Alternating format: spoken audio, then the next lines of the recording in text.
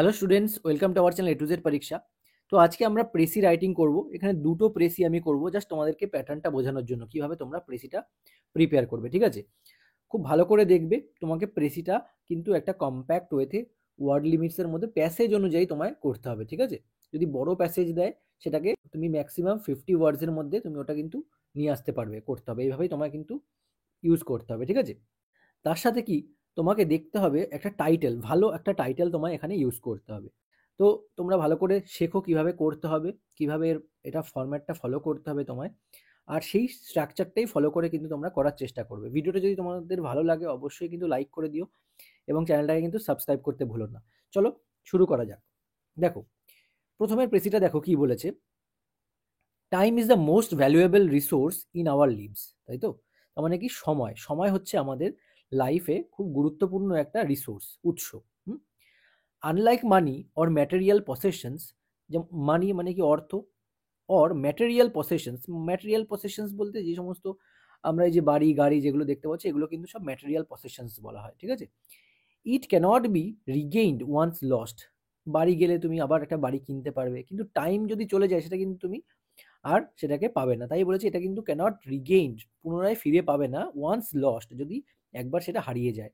People who value time and use it wisely, ঠিক আছে, যারা যারা পিপল, যে সমস্ত মানুষরা কি সময়কে গুরুত্ব দেয় এবং সেটাকে ওয়াইজলি ইউজ করে টু অ্যাচিভ সাকসেস, তারা তারা নাকি তারা কি হয়, সাকসেসটা অ্যাচিভ করতে পারে, অর্থাৎ সফলতা পায়।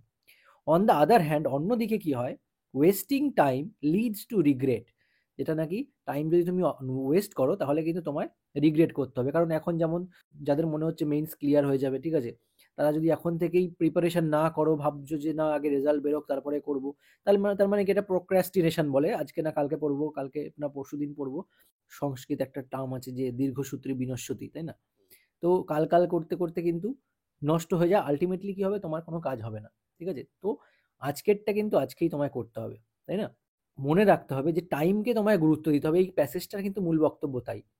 On the other hand wasting time leads to regret, regret মানে অনুতাপ তোমায় করতে হবে যদি তুমি এই সময়টা ভালো করে না পড়ো।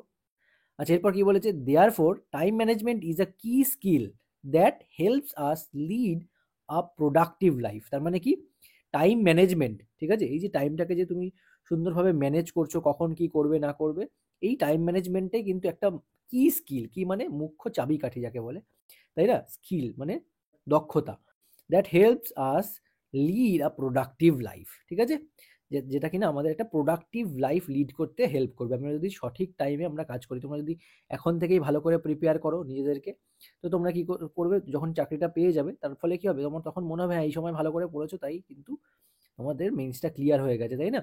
তো এটাই হচ্ছে মেইন। তো এইটাকে যদি আমি প্রেসি করি তো কিভাবে করব, প্রথমে আমাকে একটা টাইটেল দিতে হবে, তাই না? মনে রাখবে একটা টাইটেল কিন্তু ফার্স্ট তোমায় ইউজ করতে হবে। দেখো, দ্য ভ্যালু অফ টাইম, আমি এটা লিখছি দ্য ভ্যালু অফ টাইম। ঠিক আছে, তো এটা হচ্ছে কিন্তু আমি টাইটেলটা এটার দিলাম। এবার তোমাদের যদি আরো অন্যরকম টাইটেল তোমরা সাজেস্ট করার থাকে তোমরা এখানে লিখতে পারো, কমেন্টে লিখে জানাতে পারো। ঠিক আছে, তো এবার দেখো প্রেসিটাকে আমি কিভাবে শর্ট করে করেছি দেখো। আচ্ছা, এখানে পুরো টাইম সম্পর্কে বলেছে, টাইম এইটাকে আমায় ছোট্ট করে লিখে আনতে হবে কম্প্যাক্ট ওয়ার্ডের মধ্যে, তাই তো? দেখো, আমি লিখছি time is, time is an irreplaceable, irreplaceable, ঠিক আছে, এটা একটা কম্পাউন্ড ওয়ার্ড কিন্তু, হ্যাঁ, যেটাকে কিনা রিপ্লেস করা যায় না, তাই তো? তাহলে টাইম ইজ অ্যান ইরিপ্লেসেবল কি রিসোর্স, ঠিক আছে, রিসোর্স মানে উৎস, তাই না?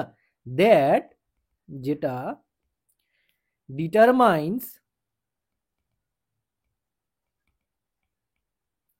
কি ডিটারমাইন মানে কি দৃঢ় করে, তাই না? সাকসেস, কি দৃঢ় করে, দেখো এখানে প্যাসেজটার মধ্যেই লেখা আছে যে ইট ওয়াইজলি অ্যাচিভ সাকসেস। তার আমরা তো আর প্যাসেজের মনে রাখবে, প্রেসি লেখার সময় কিন্তু প্যাসেজের কিছু লিখতে পারবে না, প্যাসেজের যে লাইন ধরা থাকবে সেই লাইন ধরে তুমি লিখে দিলে সেরকম কিন্তু করতে পারবে না। ঠিক আছে, তো ডিটারমাইন্স সাকসেস হলো time is an irreplaceable resource that determines success.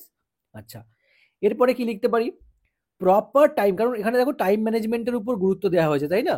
তাহলে এখানে কি লিখবো? প্রপার টাইম ম্যানেজমেন্ট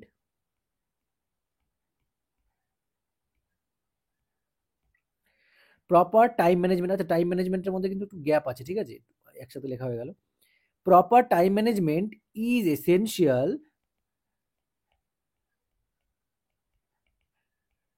এসেনশিয়াল মানে প্রয়োজনীয়, তাই না?